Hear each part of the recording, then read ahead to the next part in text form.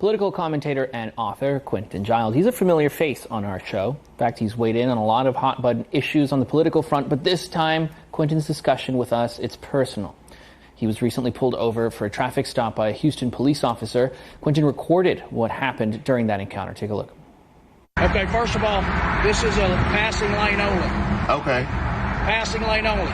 It doesn't allow you to drive in it, okay? It means you pass vehicles only.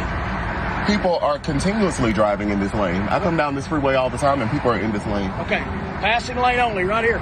Okay. Right. Is there a sign posted that says that? There's a sign posted all the way down the freeway. All the way down the freeway that this particular lane.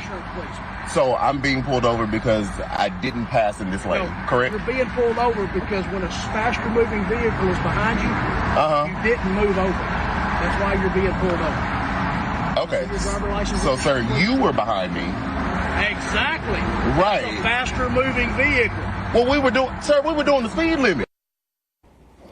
We did some research to get the exact rule of thumb when driving in the left lane, and under Texas law, it prohibits driving in the left lane of multiple lane roadways unless drivers are passing other vehicles, making a left turn, or to avoid a roadway obstruction.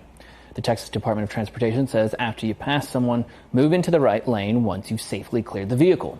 Impeding the flow of traffic in the left lane is punishable by a fine of up to $200.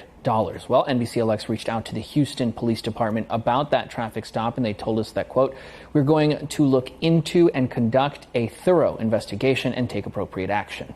Quentin joins us now to share his side of the story. Hi, Quentin. Welcome back to LX. Hi. Thanks for having me. So in this video, it appears the officer pulled you over because you were driving in the left lane meant for passing. Briefly walk us through what happened from there.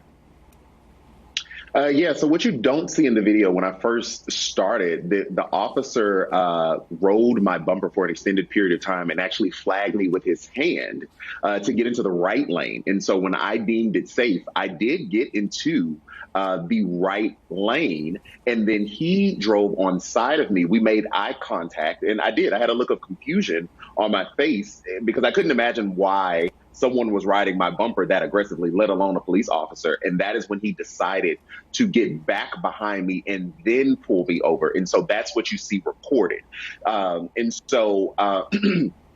that interaction, I thought it was just interesting because the officer, from what I assessed, was about to let me go until I looked at him and I guess challenged him in some type of way. And then he decided to pull me over and write me a ticket for being in that lane. And then he also, in that same citation, wrote a ticket about my registration for my vehicle, but he put a motorcycle. I was in a car.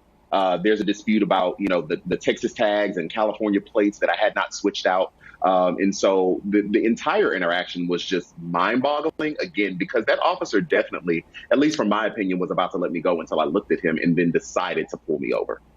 Would you say that you said he was riding your bumper? Would you say that is like to intimidate you?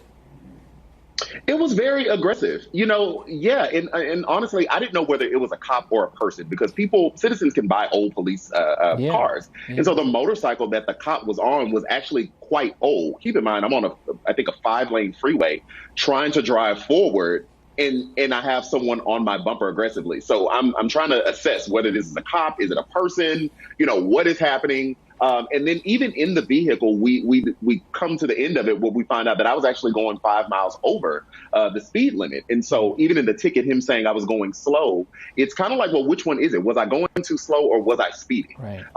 So the whole interaction was just mind-boggling. And can we go back to the T-shirt that you were wearing there in that video? It says, "Don't shoot, just black and existing." For many black drivers, there's fear when seeing flashing lights in the rearview mirror. I can imagine. Why was your first instinct to record this? Because I didn't know what was going to happen. And I've just seen far too often cops do inappropriate things, particularly the black, brown, and indigenous folks. and they get away with it. And so I didn't think not to just record it in my phone, because if the worst case scenario happened, someone was going to have to unlock my phone, get it out of police custody, right? But if I went Instagram live, other people on their devices could screen record while that interaction was happening. Because for me, the officer was very aggressive. If you watch the 12-minute video, very condescending, pounding his hands together as he's talking to me, pounding my rearview mirror. And I truly believe, or don't know, like where we would be if I had matched that energy. So I had to record every single moment of what I could during that interaction, so someone would at least know what happened to me. What would you like to see happen next, Quentin? Or what do you think people can take away from hearing this story? Yeah, I'd like to see some police accountability and police not act like bullies, whether it be on the road or in person, because I definitely felt bullied. If you ride someone's bumper aggressively, that's an aggressive tactic. And then to choose when you want to use your power and when you don't. If you were going to pull me over, just pull me over. Why did you get on the side of me, look at me, and then decide to pull me over? And so I would like to see some accountability from the Houston Police Department, which I met with the Internal Affairs Sergeant Vaughn today personally to file my complaint and hand deliver it. And so I'm hopeful that they follow up to see, is this something that this officer does quite often? And who's to say, had I not filed that complaint, had I not recorded it, that the next person that this officer potentially did it to would survive that interaction if they met the same level of aggression that I perceived he gave me.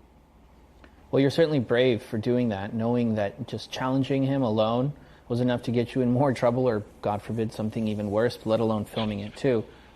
Quentin, thanks so much. And if there are any updates on the story, we'd love for you to let us know.